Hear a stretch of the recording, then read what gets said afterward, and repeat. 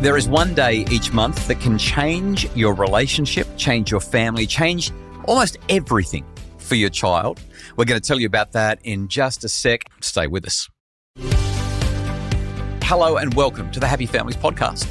Real parenting solutions every day on Australia's most downloaded parenting podcast. We are Justin and Kylie Coulson.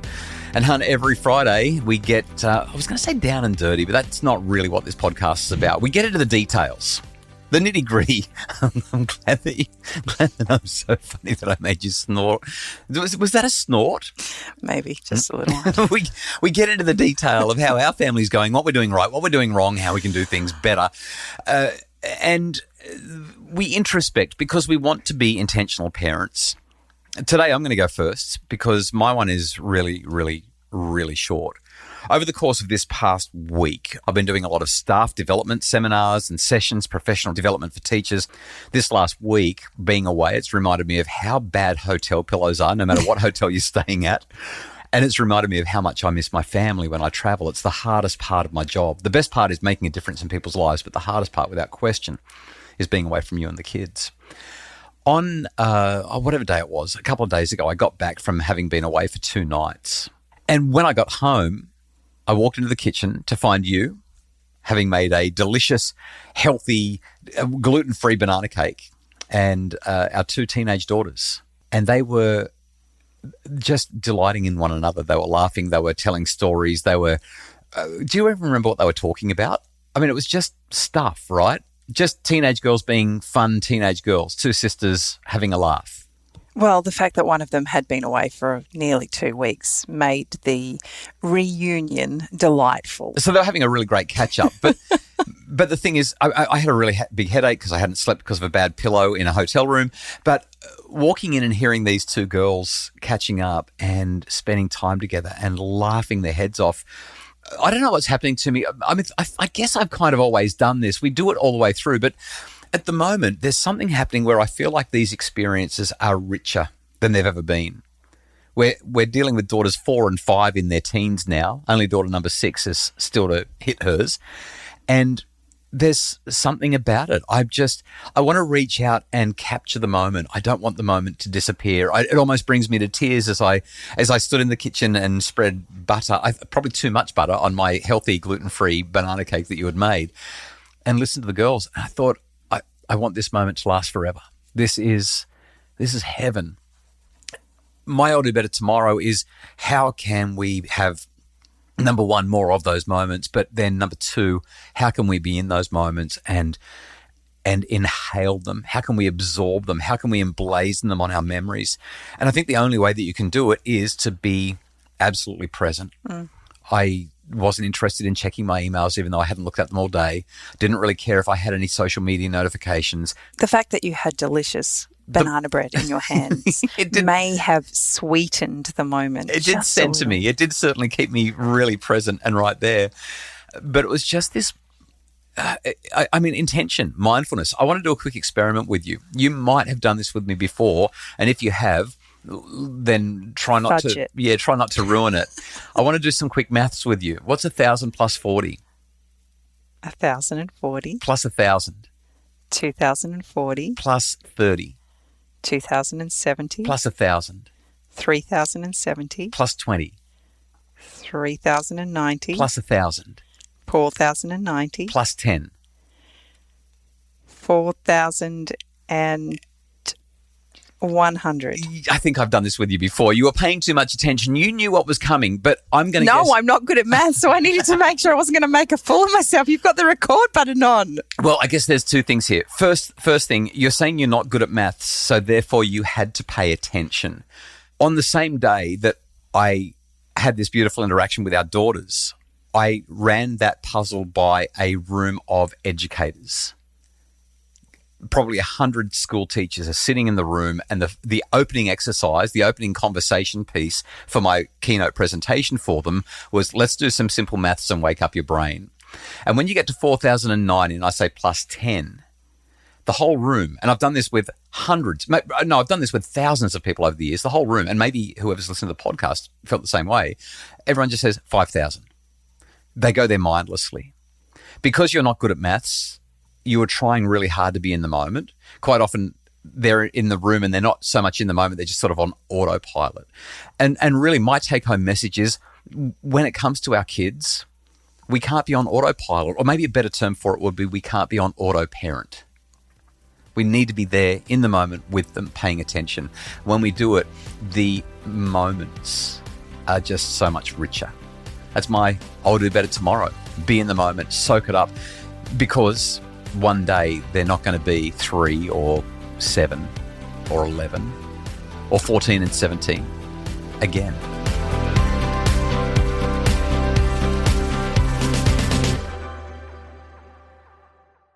Kylie, what's your I'll do better tomorrow? We've teased it at the top of the podcast. There's one day each month that will make a bigger difference in your family's life, in your kids' life, than just about anything else.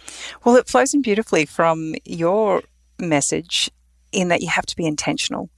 I would love to attribute this to our genius and prowess and brilliance as parents. But this actually has to go to one of our listeners, and I wish that I had taken note of their name when I read their comment because it has stuck with me. But they suggested that one of the things they do in their home is they have a date night with each of their children on the birth date of each of them. Right, so basically if your child is born on the 2nd of May, every month, January through December, on the 2nd, you have a date night. Yeah. Or an outing of some kind. Maybe it's a brekkie, but you go and do something to celebrate their birthday each month on the 2nd. Well, it's not about celebrating their birthday. It's actually about being intentional about making time together. Great clarification. So I attempted to do it last year with moderate success. Right.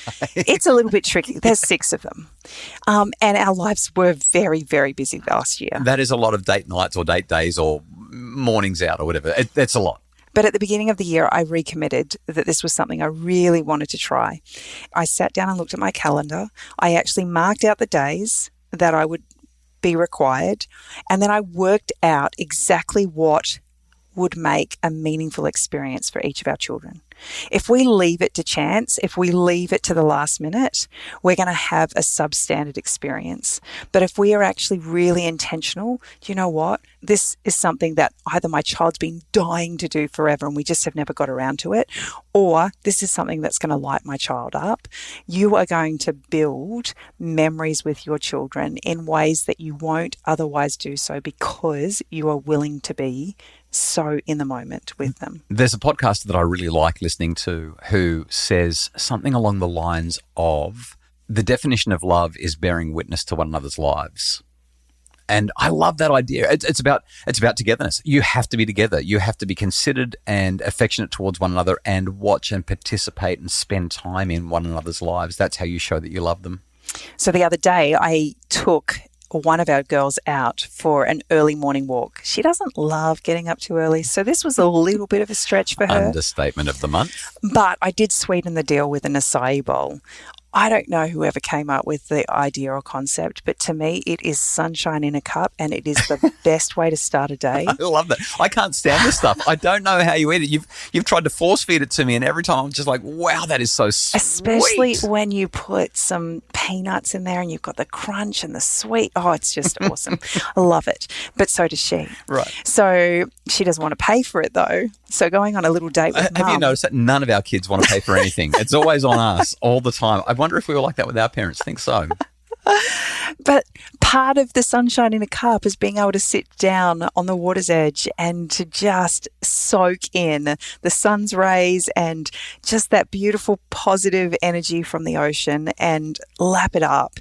And what's beautiful about that is sitting side by side and being in that beautiful setting, conversations that would not happen any other way start to flow. And as I listened to her share the things that she was really excited about, I was blown away how much growth has taken place even in the last 6 months. Tangent on this, and it's a really important tangent for any parent who has got a child who says, this is what I want to do, or this is the path that I want to take. Some research that came out some years ago from a researcher named Laura King, she looked at this concept known as the best possible future self. Essentially what it is it's a projecting yourself into the future and imagining in 5 or 10 years all the things that you want to have happen, having happened, so that you can see not just the kind of life you're living, but the kind of person you've become. It's really much more about character than career and finances and aspiration. But what's fascinating about her research is, I can't remember if it was her or some career researchers, they took on this idea and said, well, that's great if you've got a clear idea of what you want to do, but there's potentially a whole lot of different best possible future selves. And what they found was when they got people to do this experiment where they would imagine themselves doing the thing that they dreamed of, but also doing 1 or 2 other things that they hadn't really dreamed of, but they might really like to do or really like to try, things that are completely different to their dream career or dream goal. They found that people were much more balanced and much more relaxed about the future, and their well-being was higher and their life satisfaction was higher because they weren't so boldly, completely wedded to this one true path. What they started to understand was, I can take the pressure off a bit because there are a multitude of different things that I could do that could still help me to be who I want to be, develop how I want to develop, and make a difference in the way that I'd like to do it. So when I hear you tell that story, that sparks joy and satisfaction and optimism for me, because it makes me think our daughter was initially rigidly fixed to a specific career path, and now she's going, there's any number of options that might be suitable for me.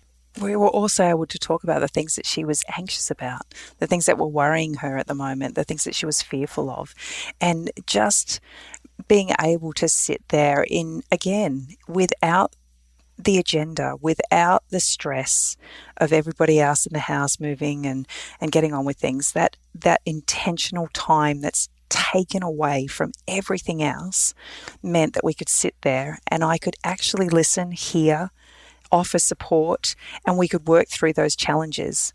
You know, the best thing to say to your kid when they're struggling like that, what's the worst thing that could happen if that happens? What's going to happen if you fail that class? What's the worst thing? Is someone going to die? Is it going to, is the world going to erupt? No, you're going to have to do another class. It's not the end of the world. Your teacher might be able to give you an extension assignment or, there's so many other possibilities, but human nature, we go to the worst possible case scenario. So it was just a really lovely opportunity to have that moment, and I want more of them. So the take-home message for your I'll Do Better Tomorrow? Be intentional about finding moments that you can spend with your child. It might be the structure that we've been shared by one of our wonderful listeners, if you're out there, but it might be another way. You might do it each weekend, or it might be a Sunday thing, whatever works for your family. It is about making time for each of your children one-on-one. Yep, love is spelled Time to our kids. We really hope that there's some helpful take-home message and inspiration from our I'll Do Better Tomorrow. Have a great weekend. The Happy Families podcast is produced by Justin Rulon. For more information and resources that will make your family happier, we'd love for you to visit us at happyfamilies.com.au.